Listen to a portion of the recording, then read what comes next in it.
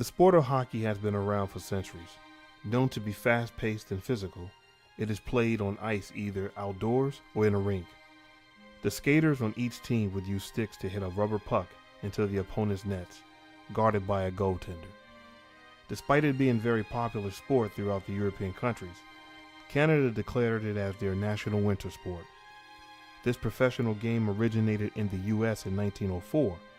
It became prominent in Canada during the 20th century before expanding back into the U.S.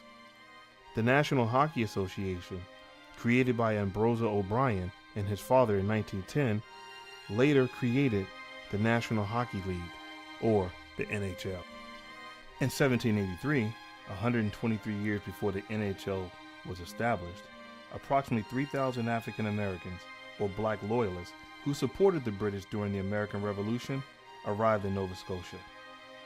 They were repatriated to British Canada at the end of the conflict.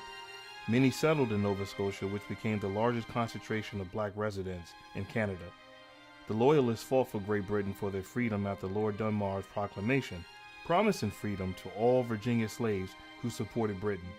Black pioneers were led by Colonel Stephen Block to the new settlement, later named Birchtown.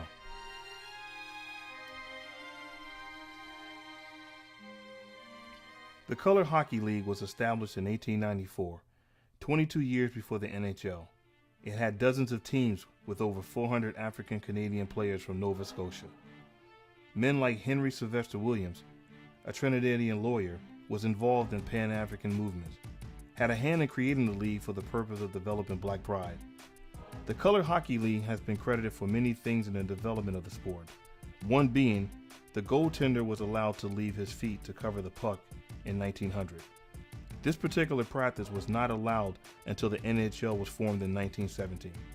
Also, the slap shot was done first by an African Canadian named Eddie Martin and/or Frank Bun Cook. This has been up for debate. Both players were in the Color Hockey League in Halifax, Eureka. Despite these contributions, there are no monuments to commemorate the Color Hockey League. Herb Carnegie never got his chance to play in the NHL due to racism, but was inducted in the 13 Sports Hall of Fame. In 1956, Willie O'Ree made his debut, being the first person of color to play in the NHL. His first team was with the Boston Bruins. He was referred to as the Jackie Robinson of hockey while breaking the color barrier. He played 50 games for the American Hockey League and played until the age of 43. He was inducted into the New Brunswick Sports Hall of Fame in 1984. Mike Marson, another black Canadian professional hockey player, played 5 seasons in the NHL, starting with the Washington Capitals in 1974. He became the second black Canadian to play in the NHL.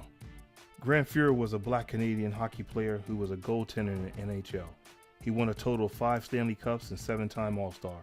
In 2017, he was named one of the 100 greatest NHL players in history, first to win the Stanley Cup and inducted in the Hall of Fame in 2003.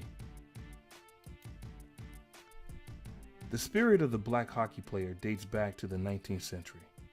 Legends and Hall of Famers have given rise to the modern-day ice gladiators.